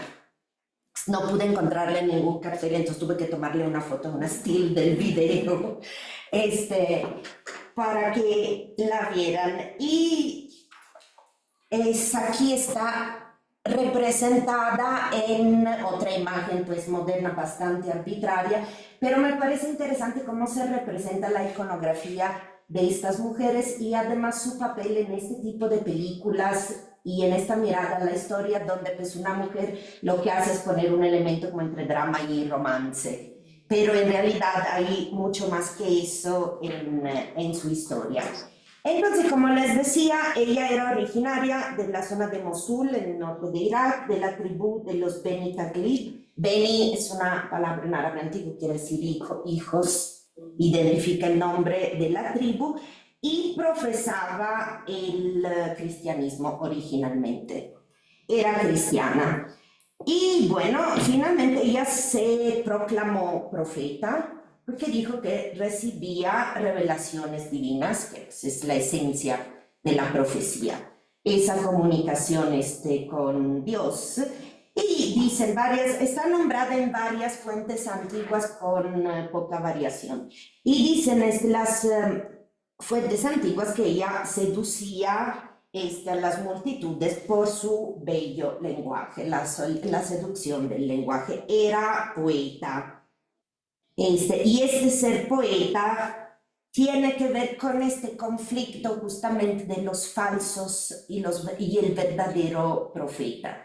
Que los falsos profetas son los que seducen con la belleza de su lenguaje, pero no con la verdad, que se supone que es todo el punto de la cuestión de la revelación religiosa. Ella finalmente se inventa su propia religión, formada en parte de preceptos del islamismo y en parte de preceptos del cristianismo, y en una tercera gran parte de lo que a ella le convenía. O sea, cuando tenía que tomar alguna decisión, decía, pues dejen que Dios me traiga alguna revelación, y regresaba a la mañana siguiente, un par de horas después, a decir, pues Dios me dijo que hagamos esto y esto. Cosa que hacían todos los profetas, incluyendo el que se supone que es verdadero. Por ahí, en el libro de Fernando del Paso sobre la historia del Islam, de la sombra de la historia, que se quedó solo en el primer volumen porque lamentablemente don Fernando falleció antes de poder escribir los otros dos que había prometido, él cita un comentario que le hace Aisha a Mohammed, al cual le daba por corregir los versículos del Corán, sobre todo cuando se quería casar con alguien que en teoría no podía. Y dice Fernando del Paso, citando esta fuente, la cual yo estoy localizando, que llegó un momento que Aisha le dice, ay, pero querido mío, qué conveniente, ¿no? Que cada que tú quieres hacer algo se te aparece Gabriel, el arcángel, y te dicta un versículo nuevo que te lo permite. Y bueno, entonces, en todo esto, Sasha bin al-Harith recorre la región haciendo alianza con las tribus que se dejen, y lo que emerge de estas fuentes es que tenía muchísimas habilidades como política y negociadora, aparte de tener muela o tener labia, como se dice, saber hablar con bello lenguaje. Entonces, pues se hace de un ejército nada despreciable de unos 40.000 secuaces entre miembros de sus tribus y miembros de otras tribus, por sabía aprovechar las rivalidades entre unas y otras. Hasta que decide dirigirse hacia la fortaleza de Al-Yamama, pensando, aquí las fuentes no está clarísimo, si desde un principio pensando en hacer causa común o bien pensando en atacar al que era el principal rival de Mohammed, Musailima, que era otro que se proclamaba profeta y era muy buen poeta, otro que sabía seducir con el bello lenguaje. Entonces, esta ley le dice a sus secuaces que tenemos que ir para allá porque me lo ha dicho Dios, me lo acaba de decir, Dios ordena que vayamos hacia Yamama. Y llega ahí, el otro está un poco inquieto porque tiene un ejército nada despreciable y cuenta la historia que prefiere no hacer, para que ella no entre dentro de la fortaleza de Al-Yamama, pone una jaima afuera con tapetes y todo el lujo del caso, y le dice pues que desde cuando él era profeta igual que Mohammed, así que la mitad del mundo le correspondía a él y la otra mitad le correspondía a Mohammed, pero como Mohammed se había muerto, pues la mitad de Mohammed se la podía quedar ella. Sí, entonces dice, ¿cómo ves si nos quedamos los dos, ya que somos los únicos dos profetas de verdad que han quedado? Y ella le dice, pues no está tan mal, porque yo también he recibido de Dios la misma orden de que me tenía que quedar con la mitad, no más. En todo esto, ella va notando que él es joven y hermoso, les daba también por ser jóvenes y hermosos a los profetas. Igual las descripciones de Mohammed describen un hombre joven y muy hermoso. Y le empieza a gustar y le dice, ¿no será que tú has recibido alguna revelación de Dios que me concierne? Y el otro le dice, claro, en este momento mismo ha llegado Gabriel y me ha dicho, únanse. Entonces, bueno, pasan la noche juntos, pero Es quizás el caso más grande de Amiga Date Cuenta de la historia antigua, porque desde ese momento se friega el asunto, todo empieza a ir mal. Ella regresa con sus armadas y les anuncia pues que nos hemos casado porque Dios nos ha dicho que ese era el camino. Y le dicen, oye, ¿y te ha hecho tu regalo nupcial? Porque como una mujer de tu rango, de tu alcurnia y de tu altura regresa así nomás como la fresca mañana y se ha casado sin traer regalo nupcial. Entonces ella dice, sí, es cierto. Entonces regresa y le dice, oye, mi regalo. Y aquí él hace despliegue de su elocuencia y porque ella dice, queriéndose ver bien, dice, no es por mí, no es que yo sea interesada en gold diggers, son mis hombres. Son mis ejércitos que me han dicho, oye, te has casado y qué. Y él le dice, son tus seguidores que quieren el regalo nupcial. Dice, bueno, entonces mira, aquí está el regalo nupcial que te doy. Dile a tus seguidores que los exento de 2 de las 5 oraciones, la del alba y la de la hora de dormir, que son las más pesadas. Así que este es mi regalo para ellos. Y yo me quedé pensando, está peor que cuando te regalan una licuadora para su cumpleaños.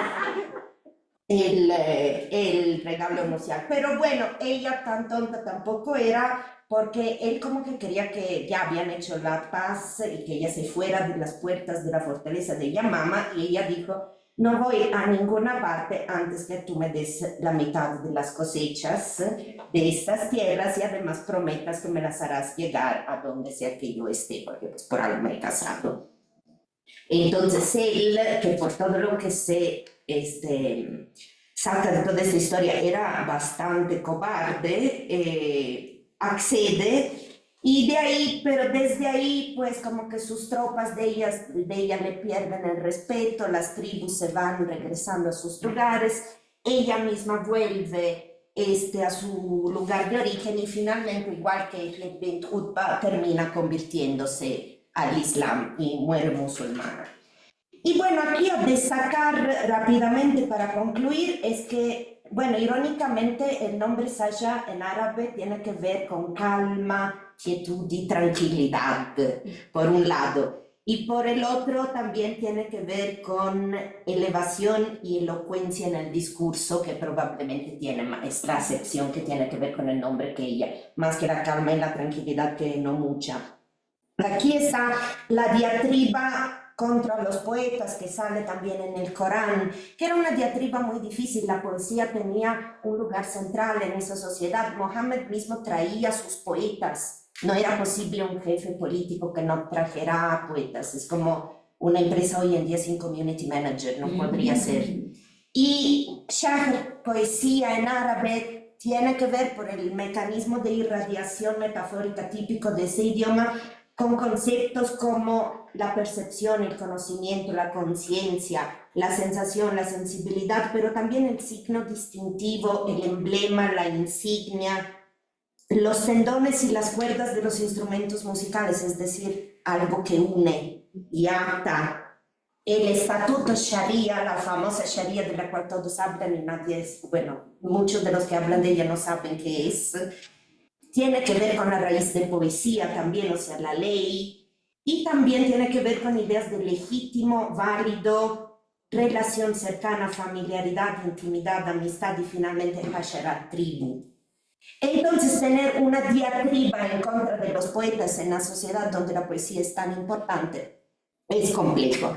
Y la raíz del conflicto se resuelve a la verdad en contra de la mentira adornada y la verdad en contra de la complacencia. Si el profeta nunca hubiera hecho como Musaylima, Muhammad no hubiera hecho como Musaylima, dice, bueno, mi regalo es que les quito un poco de obligaciones. Y ese es mi regalo de bodas con su jefa, es eso. Y bueno, por ahí nada más mencionar que si existía una, probablemente existían más. Por cierto, ella tenía un oscuro pasado de hechicera y de adivina típico, porque a las mujeres poderosas los monoteísmos las terminas conceptualizando así, del lado oscuro del poder. Y bueno, solo última detalle curioso para concluir, este oficio de profeta para las mujeres en los tiempos actuales lo encontramos en el evangelismo ese de Estados Unidos de raíz Bible Belt, pero que se ha hecho popular en Latinoamérica. Y de hecho, en Texas hay el caso de una cubana, no eres tú querida, de una cubana en Texas que no solo dice que ella es profeta, dice que ella es Jesucristo, la segunda venida de Jesucristo es ella. Entonces tenemos una continuidad de los parques, dijera Cortázar, o una continuidad de este oficio de profeta, quizás en donde menos nos lo pudiéramos haber esperado. Y bueno, Fátima Mernissi concuerda conmigo en lo de amiga date cuenta, diciendo que ella cometió la imprudencia en su condición de profetisa de dejarse llevar por los sentimientos y enamorarse de Musaili hasta el extremo de casarse con él. Y pasó lo que les he contado. Muchas gracias. Pues muy bien, nos da tiempo todavía algunas preguntas del público. Yo solamente voy a dejar de compartir pantalla para ver a Cristina y a Georgia. Gracias, ahí sí. Muy bien, las tenemos ahí. Pues yo siempre acabo con más preguntas después de escuchar. Pero bueno, voy a decir que las 4 ponencias me gustan mucho porque sí, el hilo conductor, bueno, no solamente de las mujeres en el Islam, sino también, y las mujeres y el Islam, sino también hay esta intención de explicar la complejidad que viven estas mujeres en su cotidianidad y dejar de verlas a través de este prisma, como lo dijeron bien varias de las ponentes hoy, orientalista e islamófobo, ¿no? Pero entonces, a ver si el público se anima a hacer preguntas. Yo dejo aquí algunas porque escuchándolas, pues me quedé pensando también después de la conferencia del día de hoy por la mañana con Mona El Tahoui, que el feminismo puede ser global y al mismo tiempo, escuchando a Georgia, ¿no? O sea, y con lo que nos dijo Mona en la mañana, es que me queda la pregunta de si el feminismo puede ser global, esa sería quizás pregunta para Georgia, y respetar la diversidad cultural, ¿no? Por el otro lado, escuchando a Mariana, la pregunta que le dejo sería que si el feminismo puede al final explicar y dar solución a los problemas internacionales, lo que le dijeron que no se podía, pero si ella ha llegado a una conclusión otra. Y para Cristina sería un poco el cómo superar las divisiones sectarias creadas por las políticas coloniales a través quizás de estas experiencias de las mujeres o a través del feminismo. ¿Es esto posible? ¿No? Y para Caterina sería como de qué manera visibilizar a mujeres del pasado nos permite fortalecer el feminismo o desmitificar todo este patriarcado de que nunca hubo otras mujeres en otros espacios. Entonces no sé si alguien quiera decir algo antes de que ellas contesten a mis preguntas. Mejor que contesten a tus preguntas. Sí, bien. Entonces, Georgia, no sé si quieras contestar. ¿Crees que el feminismo global puede ser global y respetar la diversidad cultural? Sí, el feminismo global tiene que reconocer que no es único, ¿no? Que la mujer no es, es decir, neutra, universal o contextualizada. Las mujeres somos tantas como los países, las condiciones históricas. Así que un feminismo global tiene que ver la mujer como, como una entidad relacional con la que relacionarse de un punto de vista interno, igualitario, y no con una mirada eurocéntrica o occidental. Eso es muy importante. No hay un feminismo, ¿no? También en Europa no hay una manera de ser feminista, hay muchos feminismos. Eso está ocurriendo también en el Islam. En el Islam contemporáneo hay tantas formas de feminismo, más cercano a la religión, más modernizante, podemos definirlo. La cosa importante es lo que dice Leila Ahmed cuando dice que la única posibilidad para las mujeres occidentales no era abandonar la cultura para adoptarne otra. Cuando Leila Ahmed habla del periodo victoriano, dice, a ninguno tenía esta idea de pedir a una mujer de abandonar su propia cultura para encontrarne otra. Cada mujer, cada país tiene que desarrollar su propio feminismo, su propio futuro, reinterpretar su propia cultura en una forma nueva, como hacen las mujeres de Shirin, sobre todo en el vídeo que no sé si se ha visto, Women Without Men, donde las mujeres buscan otra vía, una vía de libertad que sea una reapropiación de su propia identidad, con una curiosidad hacia el futuro propio. Eso a la 1 de la noche es la respuesta que puedo dar.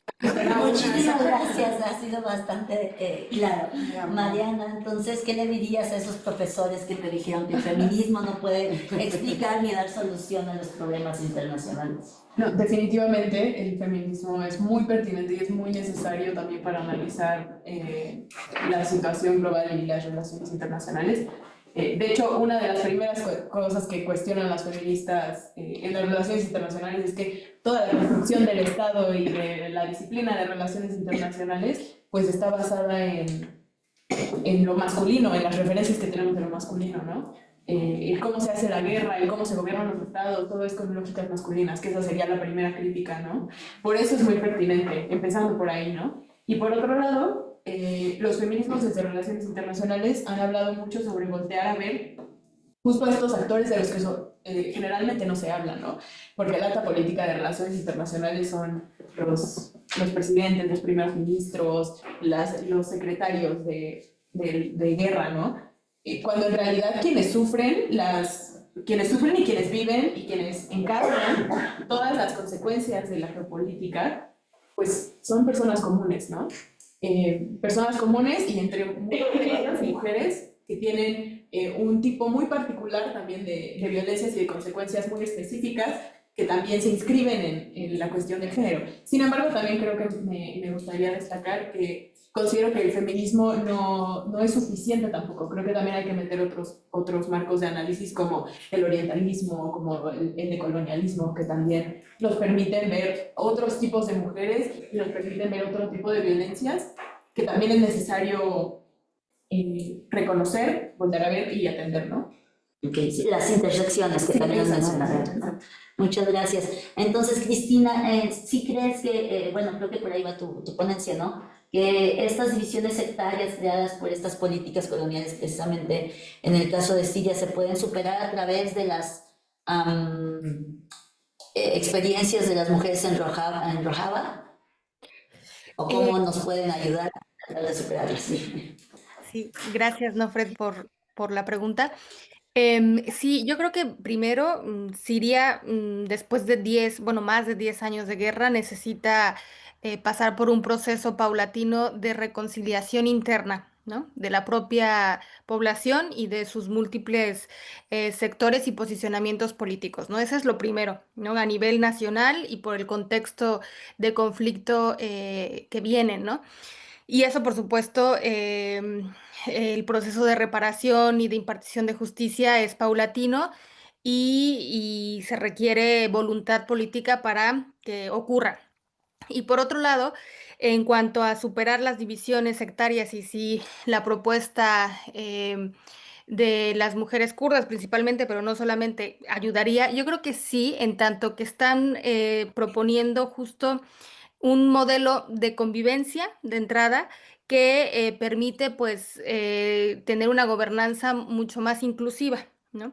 Sin querer que sea un calco y una copia y pega, ¿no? Al resto del país, no, pero creo que hay elementos que son necesarios integrar para que esa diversidad, tanto a nivel religioso como étnico, lingüístico, pues pueda ser representada y podamos hablar de una gobernanza eficaz, ¿no? Porque se puede nuevamente controlar el país por vía de la fuerza, pero eso no garantiza que todos tus elementos estén o se sientan representados. Entonces creo que el modelo de convivencia que al menos durante esta última década ha permitido que encuentre un espacio de convergencia esa diversidad, en la región del norte y este de Siria, pues permitiría, ¿no? Permitiría ir dando pasos hacia una convivencia a nivel nacional más próspera.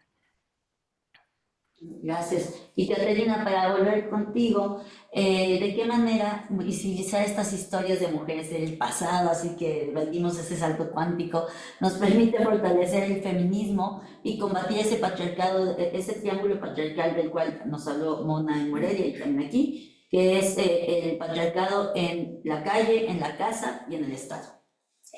Sí, es que yo enlazándome a lo que dicen las compañeras del reconocer las diferencias y dentro de esas diferencias ir buscando tejer lazos de sororidad, no de salvación, sino de sororidad en un plan equitativo. Esa mirada de reconocimiento tiene que ir también hacia el pasado para desmantelar todas esas narraciones simplistas y prejuiciosas y ese mesianismo que dice que antes que existiera el Islam o antes que existiera el feminismo, las mujeres no tenían voz ni voto ni agencia ni nada. Entonces, empezando por deconstruir eso y reapropiarnos de nuestra historia, no solo de nuestro presente, y construir nuestras propias narrativas con esas figuras, creo que también es importante. Y bueno, como yo soy de letras, lo digo también desde un punto de vista estético, porque son unas historias maravillosas y merecen ser conocidas.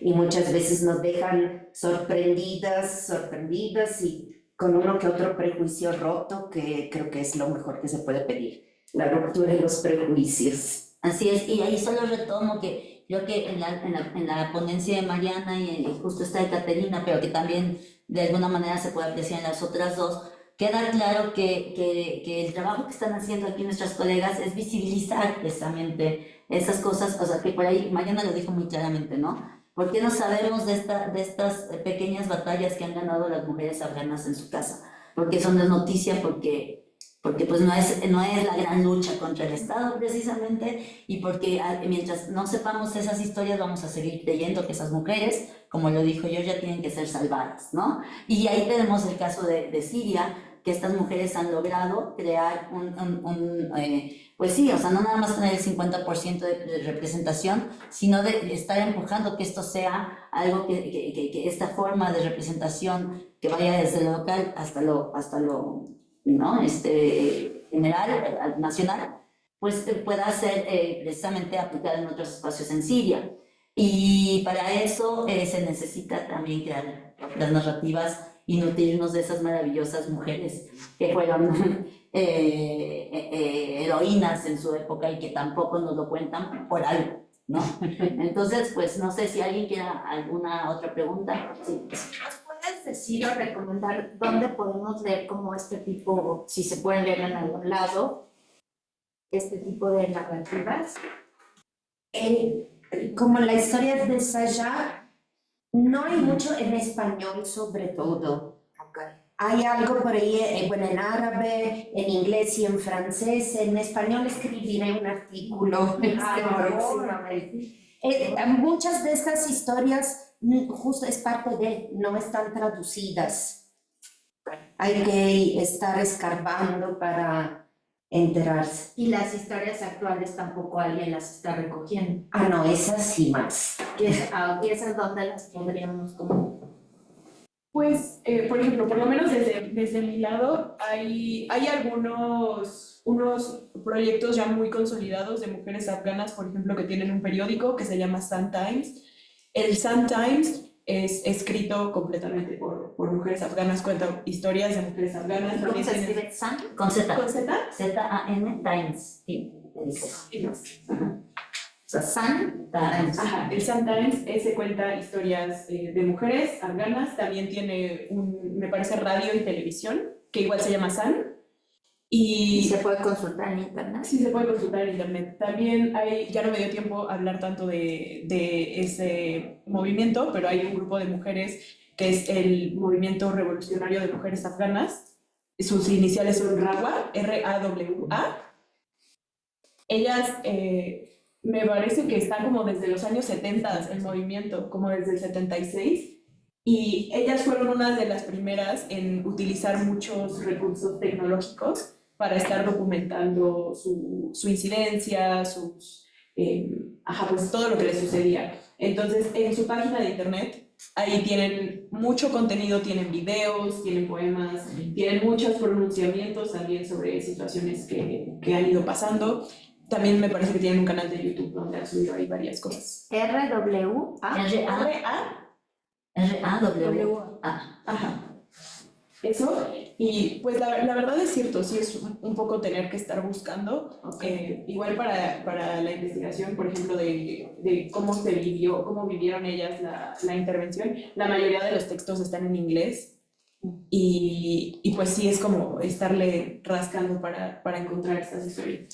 Sí, perdón, se me olvidó alguien que sí tiene buena parte de la obra traducida en español, es Fátima Mernissi. Sí, Fátima Mernissi es un Y clásico. ella cuenta o por lo menos hace referencia a estas historias antiguas. ¿Cómo se escribe Bernice con Con M-E-R-N-I-S-I,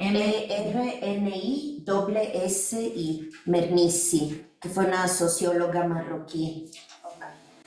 Y ella se ha dado la tarea justamente de ir expurgando las fuentes antiguas para poner las referencias a esas historias. Y normalmente uno agarra de Fátima Mernissi y se pone a buscar más. Gracias. Y bueno, supongo, no sé si Georgia y Cristina tengan alguna otra recomendación. Bueno, Georgia habló sobre Shirin, ¿no? De esta cineasta iraní. ¿Nos puedes repetir el nombre, por favor? Georgia, es que- La artista es Shirin Nashat.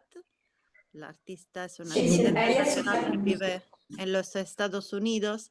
Y otra referencia es el libro de Leila Hamed, Women and Gender in Islam, donde habla también de la historia de las mujeres antes del Islam y cómo Fátima Mernissi es un libro importante para este tema. Leila Hamad. Leila Hamed, sí. Leila Hamed, que ha escrito muchos. Women and Gender in Islam, Historical Roots of a Modern Debate. E otro che io lo tengo in italiano, Oltre il velo, la donna nell'Islam da Maometto agli Ayatollah, sì, è similare a Fatima Mernissi, sì.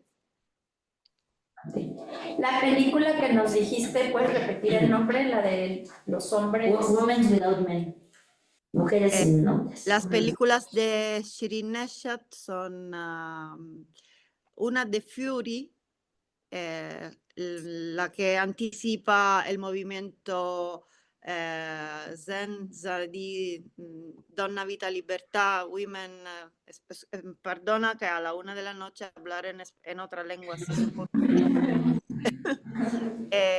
la otra es Women Without Men, la que habla de 4 mujeres. Estas son las 2 películas.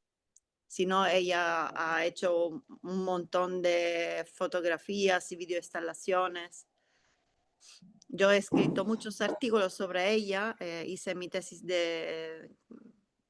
no de doctorado, pero de graduación sobre ella. Y Shirin Neshat. Okay. Y Cristina, ¿tú tienes alguna otra recomendación? Sí, pues justo tengo aquí a la mano, curiosamente tengo el libro de el segundo tomo y también el primero, pero ahora les muestro solo el segundo, que se llama Mujer, Vida, Libertad, justamente, y está en español y lo editó la editorial Descontrol, pero está hecho por el Instituto de Andrea Wolf. Y este es un texto muy bueno porque tiene entrevistas directamente con mujeres, es bastante grande porque son muchas entrevistas con mujeres en Rojava. y se llama En el fuego de la revolución de las mujeres de Rojava y pues es una producción que yo creo que sí se puede conseguir y está también el tomo 1. Un poco, digamos, desde esta propia producción que las mujeres van haciendo actualmente, ¿no? Luego hay un medio que es de recién creación que se llama Amargi, Amargi, que está en inglés, pero bueno, se puede consultar ahí muchos opiniones, análisis y una diversidad de materiales que están abocados principalmente a entender la cuestión kurda en general, pero pues tiene, dependiendo de lo que uno busque, hay bastantes fuentes. Y de momento serían esas dos cosas. Y por supuesto, como bien lo decía la compañera que trabaja en Afganistán, también están directamente las páginas, ¿no? De estas, por ejemplo, Genealogy, ¿no? Es otra propuesta del movimiento, es que es tan amplio, pero uno directamente entra y hay páginas activas y que están, digamos, están nutridas constantemente por el trabajo de las propias mujeres. Pues muy bien, muchísimas gracias Cristina y Giorgio por su paciencia y por aguantar hasta la 1 de la mañana.